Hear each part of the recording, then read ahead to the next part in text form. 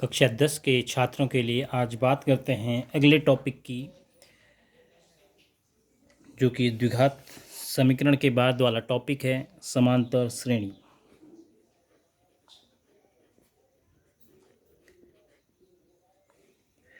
सबसे पहले हम समझने की कोशिश करेंगे कि समांतर श्रेणी किसे कहते हैं। अंग्रेजी में इसको बोला जाता है अर्थमेटिक प्रोग्रेशन।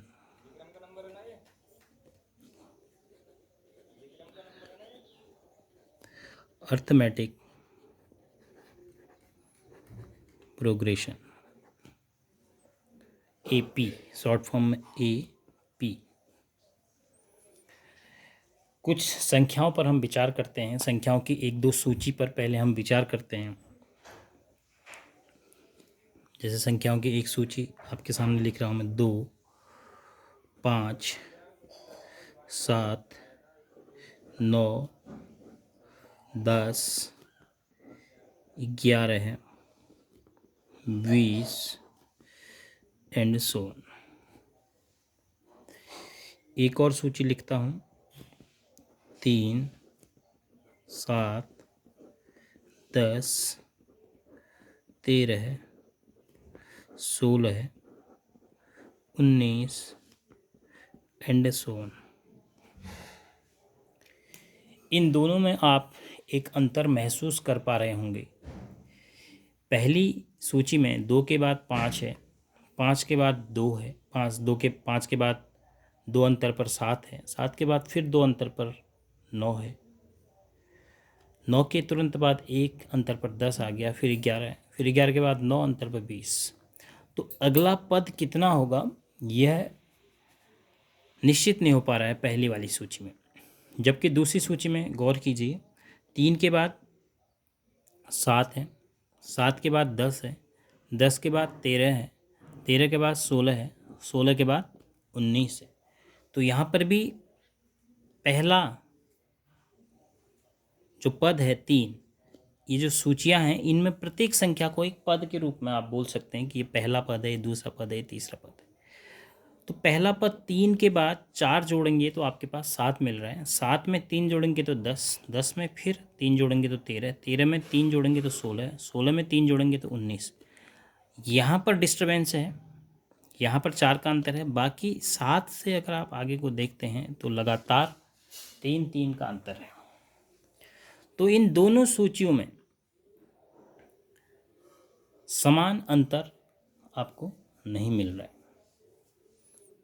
अगर दूसरी सूची में मैं 3 को हटा दूं, अगर यहाँ पर से 3 को रिमूव कर दिया जाए, अब इसको देखने को मैं कहूँ आपको 7, 10, 13, 16, 19, तब आपको लगेगा कि हाँ अब अंतर एक समान हो रहा है। तो संख्याओं की ऐसी सूची को जहाँ पर प्रत्येक पद अपने पिछले पद से कुछ जोड़कर प्राप्त किया जा सकता है और वह जोड़ना हर बार आपने एक समान पड़ेगा। तब 10 7 में 3 जोड़ के प्राप्त किया जा सकता है, 13 10 में 3 जोड़ के, 16 13 में 3 जोड़ के, 19 16 में 3 जोड़ के। तो यानी कोई भी पद अपने पूर्व पद में एक निश्चित संख्या जोड़ने पर प्राप्त होता है। इस प्रकार की श्रेणी को हम समांतर श्रेणी कहते हैं। इस सूची को, संख्याओं की आपकी जो सूची दिख रही है, लिस्ट है, इसको हम समांतर श्रेणी कह देंगे। क्यों? क्योंकि समान अंतर शब्द जैसे क्लियर हो रहा है, समान अंतर। अगर इसका आप संधि विच्छेद करेंगे तो समान है अंतर। इसमें प्रत्येक पदों के युग्म के लिए, प्रत्येक युग्म के लिए जो लगातार पद हैं, पहला दूसरा, दूसरा या तीसरा, तीसरा या चौथा, चौथा या पांचवा, मतलब लगातार पदों के किसी भी युग्म के लिए आप अंतर देखेंगे समान होगा।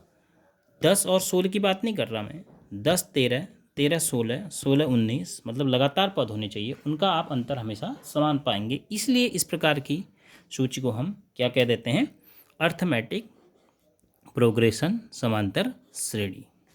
इसको हम समांतर श्रेणी नहीं कह पाएंगे।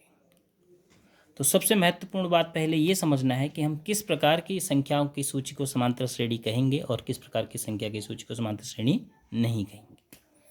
जैसे एक मैं दूसरी श्रेणी दूसरी संख्याओं की सूची लिख रहा हूँ। ऋण 10, ऋण 8, ऋण 6, ऋण 4, ऋण 2, 0, 2। अब यह सूची ऋण संख्याओं की है।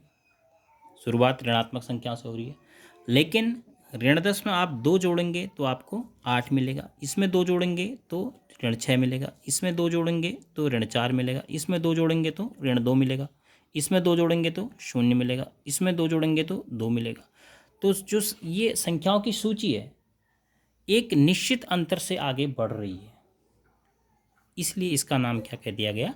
समांतर श्रेणी। तो अब हमने इस अध्याय में इस प्रकार की श्रेणियों का अध्ययन करना है। इसके लिए शब्दावली हमने याद रखनी है कि समांतर श्रेणी के प्रथम पद को, जो सबसे पहला पद होगा, प्रथम पद, उसको हम संकेत रूप में अंग्रेजी के स्मॉल लेटर ए से प्रदर्शित करेंगे। और किन्हीं दो क्रमागत पदों, कोई भी दो क्रमागत पद हैं, क्रमागत मतलब तीसरे के बाद चौथा पद, चौथे के बाद पांचवा पद, कोई भी दो क्रमागत पदों के बीच के अंतर को सार्व अंतर कह रहे हैं। सार्व का मतलब कॉमन है, वो सब जगह एक समान होगा, इसलिए उसका नाम सार्व कहा जा रहा है। सार्व, कॉमन डिफरेंस, उसको हम प्रदर्शित करेंगे स्मॉल डी से।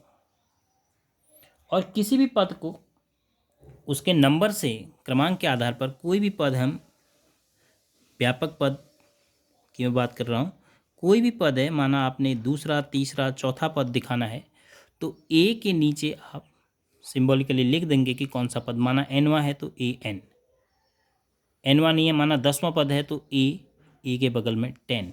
इसका मतलब हुआ समांतर श्रेणी का 10वां पद। जैसे इसमें मेरे से कहा जाएगा कि A6 कौन है, A6 का मतलब छठा पद, A6 मेरे से पूछा जाता है, ये ऐसे इसको लिखेंगे A6, छठा पद, 1 2 3 4 5 6, प्रथम पद से शुरू करते हुए यह आपका छठा पद। तो किसी भी व्यापक पद को हम इस प्रकार से दिखाएंगे AN, और n जहाँ पर पद का क्रमांक होगा। n एक प्रकार से जैसे आपकी कक्षा में रोल नंबर होता है छात्रों का, वही यहाँ पर n का रोल होगा, समांतर श्रेणी में पदों का वो क्रमांक होगा। तो ये सामान्य जानकारी है समांतर श्रेणी की। ये शब्दावली आपको याद रखनी है कि प्रथम पद को हम ए से प्रदर्शित करेंगे, सार्वंतर को डी से प्रदर्शित करेंगे और व्यापक पद को AN से प्रदर्शित करेंगे, और इस प्रकार की श्रेणी को हम समांतर श्रेणी कहेंगे। तो इसके बाद हम इसके प्रश्नावली में जाएंगे, और प्रश्नावली से पूर्व आपको फिर इसका कुछ और व्यापक रूप में बताएंगे कि व्यापक रूप में हम समांतर श्रेणी को कैसे लिख सकते हैं ए और डी के आधार पर। वो आपको अगले वीडियो में कंटिन्यू होगा। Thank you.